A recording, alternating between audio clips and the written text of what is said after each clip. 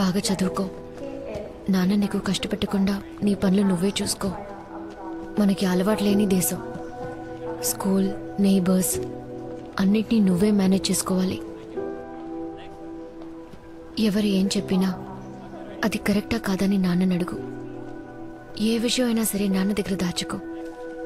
ఎప్పుడూ నాన్న మాటే విను.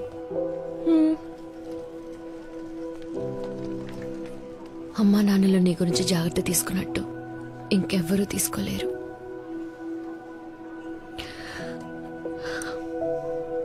ఇంకెవ్వరు. నువ్వేం దిగులు పడకమ్మా. నీ ఫోన్ లో వైబర్, ఆనేజ్ అని 10 యాప్స్ డౌన్లోడ్ చేసి పెట్టాను. రోజు నేను స్కూల్ నుంచి రాగానే నీకు ఫోన్ చేస్తాను. అప్పుడు ఇక్కడ 10:30 అవుతుంది. నువ్వు నిద్రపోవడానికి వెళ్తావు. నీకు నిద్ర వచ్చే వరకు మాట్లాడతాను. ఏదైనా నిన్నే అడిగి తెలుసుకుంటాను. నేనెక్కడున్నా నీ కూతుర్నేనమ్మా. That's for sure.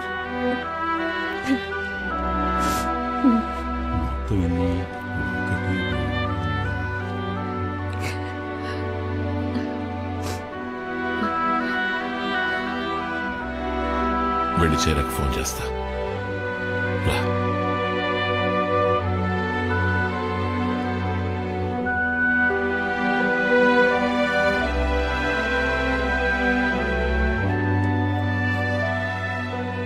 నువ్వు మా గురించి దిగులు పడకు. మేం బాగానే ఉంటాం. వసంతని ఎక్కువ రోజులు ఒంటరిగా వదిలేయకు.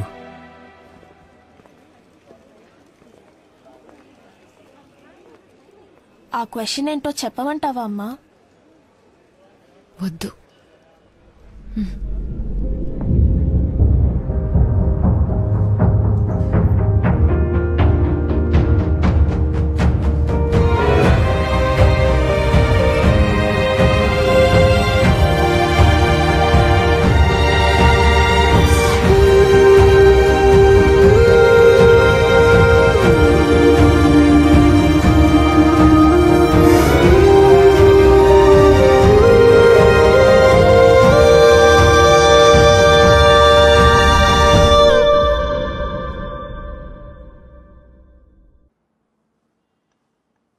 ఈ రోజు తనకి స్పెషల్ క్లాస్ ఉంది. మీరు వచ్చేటప్పుడు తనని పికప్ చేసుకుని వచ్చేయండి.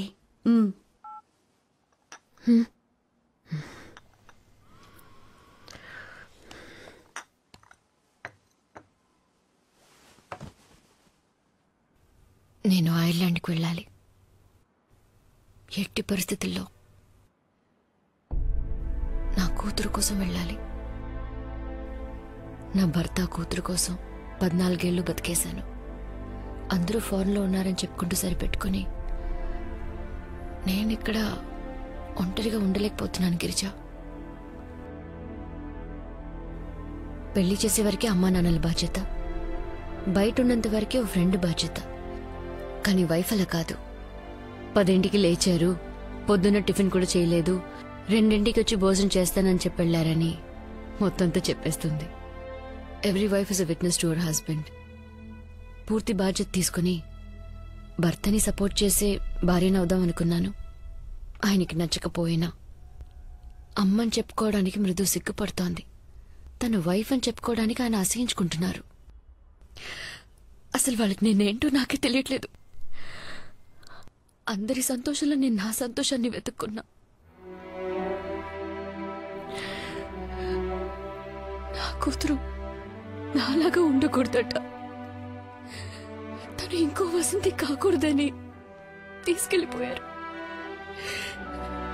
ఆయన ఆ మాట అన్నప్పుడు నేను అక్కడ చచ్చిపోయాను.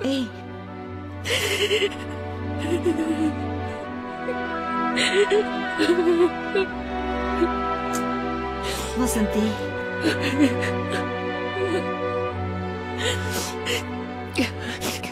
మరి వసంతి తనకి ఏమవుతుంది? ఆ ఇంట్లో తన స్థానం ఏంటి? మనసు విరిగిపోయింది గిరిజ. అందరూ ఉన్న నమ్మకంతోనే నన్ను పోగొట్టుకున్నా. నాకంటూ ఎవరు లేరు. నన్ను నేను వెతుక్కోవాలి. అందరూ చెప్పారు, మృదులా కూడా చెప్పింది ఫేస్బుక్ చూడమని. నేను ఇప్పుడు చూడాలి. ఇప్పుడు ఎందుకే అదంతా? వద్దు. ఇంతకు మించి జరగడానికి ఏముంది? దా చూపించు.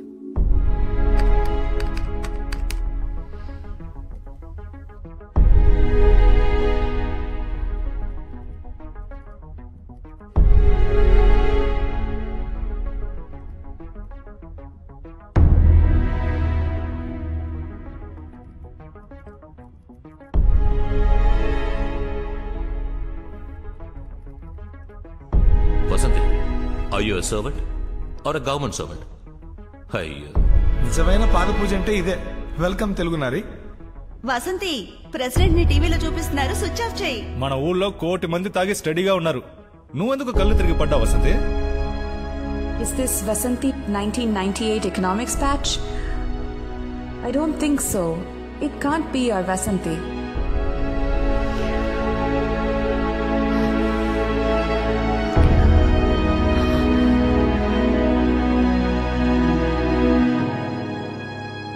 వసంతి మేడం, కలెక్టర్ గారు మిమ్మల్ని పిలుస్తున్నారు.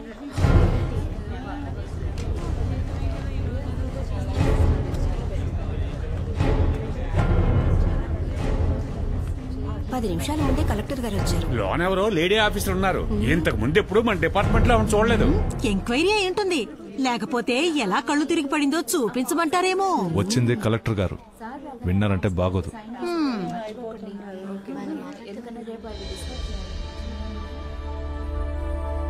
Good morning sir. Good morning. Susan, తను నా కాలేజ్ మేట్. లక్కీలీ నాకు ఫ్రెండ్. మా కాలేజ్లో డ్రెస్ కోడ్ పెద్ద సమస్య. నాతో పాటు 20 మంది స్టూడెంట్స్ ని 15 రోజులకి ఎగ్జామ్ టైంలో సస్పెండ్ చేశారు. మా కోసం ప్రిన్సిపల్ తో పోరాడి మమ్మల్ని మళ్లీ క్లాసుకు పంపించింది ఈ వసంతినే. అప్పటి నుంచే నేను తనకి ఫ్రెండ్ అయ్యాను. ఇన్ఫాక్ట్ నాకు ఇన్స్పిరేషన్ కూడా ఈ వసంతినే. ప్లీజ్.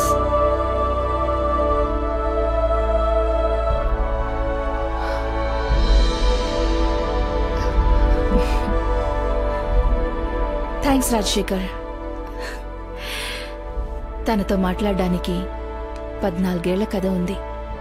ఎన్నో అడగాలి, ఎంతో షేర్ చేసుకోవాలి.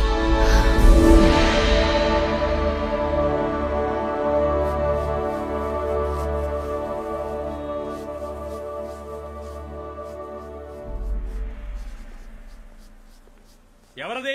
ఇక్కడ ఏం చేస్తున్నారు? వెంటనే బయటికి వెళ్ళండి. వెంటనే వెళ్ళిపోవాలా? ఆర్డర్స్ లోనకి రాకూడదండి. ముందు బయటికి పండి, లేదా ప్రిన్సిపల్ గారికి కంప్లైంట్ చేస్తాను. వెళ్ళండి, వెళ్ళి కంప్లైంట్ చేయండి. సూజన్, ఎందుకు అనవసరంగా ఆయన కంప్లైంట్ చేస్తే ప్రాబ్లం అవుతుంది. Miss Vasanthi, if you don't stop the strike now, you will be expelled from this college.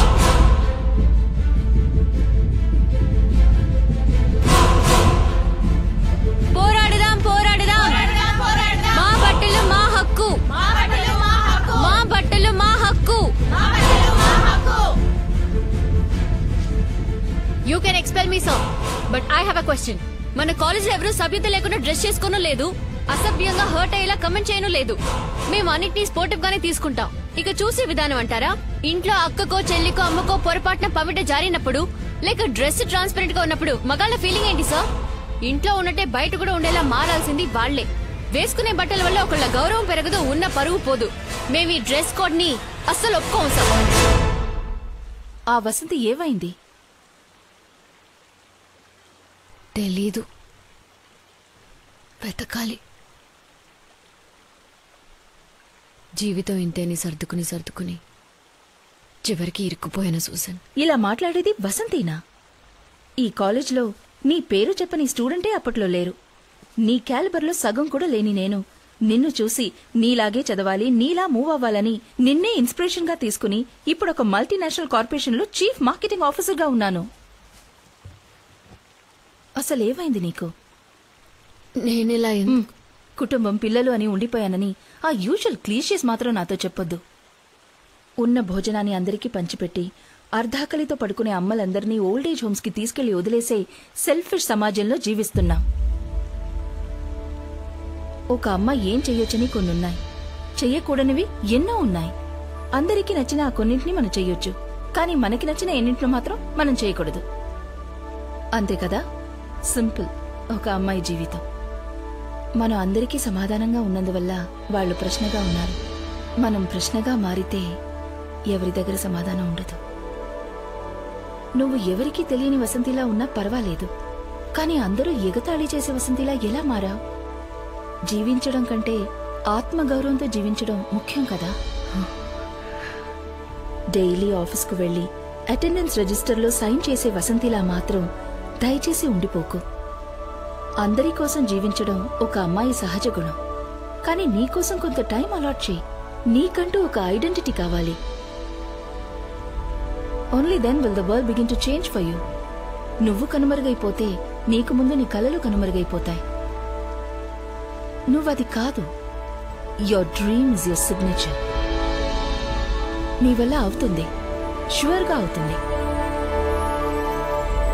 నువ్వే చూడు, ఈ గర్ల్స్ స్వతంత్రంగా డ్రెస్ చేసుకోవడంలోనూ స్వతంత్రంగా నవ్వడంలోనూ వసంతి ఉంది. ఆ వసంతిని నేను చూడాలి. ఇకపై తనని మాత్రమే చూడాలి.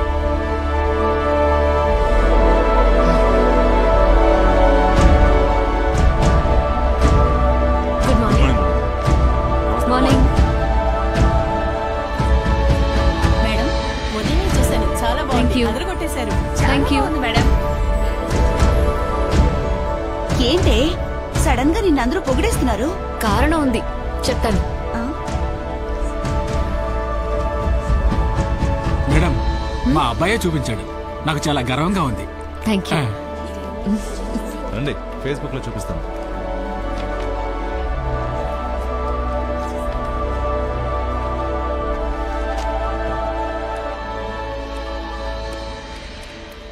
ఫేస్బుక్ మిత్రులారా నమస్కారం. నా పేరు వసంతి, వయసు 36. ఇది నా సొంత ముఖం. ఈ ఫేస్బుక్ లో సొంత ముఖాన్ని కూడా చూపించకుండా సూర్య ముఖంతోనూ నయనతార ముఖంతోనూ నీతులు వల్లిస్తున్న యువకులారా, యువతులారా, ఈ దేశ రాష్ట్రపతి ముందు కళ్ళు తిరిగి పడిపోయి ప్రపంచ దేశాల ముందు మన దేశాన్ని, మిమ్మల్ని తల ఉంచుకునేలా చేసింది నేనే. నా నిత్య జీవితంలో పని ఒత్తిడి ఎక్కువ అవడం వలన, రోజంతా మీలా ఫేస్బుక్ లోనే ఉండకపోవడం వలన మిమ్మల్ని కొంచెం ఆలస్యంగా కలుస్తున్నందుకు క్షమాపణలు అడుగుతున్నాను. నా మీద కమెంట్లు, కార్టూన్లు అద్భుతంగా ఉన్నప్పటికీ అసలేం జరిగిందో వివరిస్తే మీ ఊహలకి, చిత్రాలకి ఈ సంఘటన తోడ్పడుతుందని నమ్ముతున్నాను. కళ్ళప్పగించి చూడండి. హాల్లో నేను నుంచున్నాను. నా చుట్టూ 7 black cat commandos, 4 white officers, అందులో ఒక్కతే female. King Kong King Kong. Wireless లో ప్రెసిడెంట్ వస్తూ ఉన్నారని ఇన్ఫర్మేషన్ వస్తూనే ఉంది. Total silence. అందరూ నిశ్శబ్దంగా ఉన్నారు. నమ్మండి, నేను మాత్రమే ఊపిరి పీలుస్తున్నాను. తలుపు తెరుచుకుంది. ప్రెసిడెంట్ వచ్చేశారు. ప్రపంచ చరిత్రలోనే అతి ముఖ్యమైన క్షణం. ప్రెసిడెంట్ నా ఎదురుగా వచ్చి నిలుచొని 2 చేతులను జోడించి నమస్తే అన్నారు.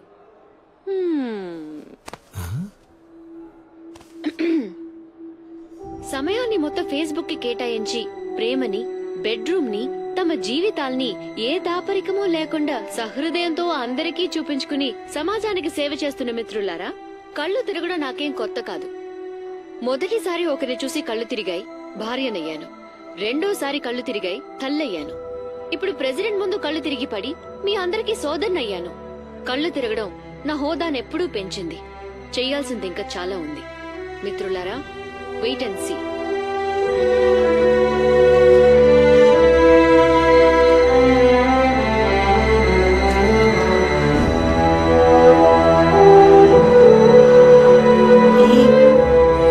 అందరి నోళ్ళు మూయించేశావు.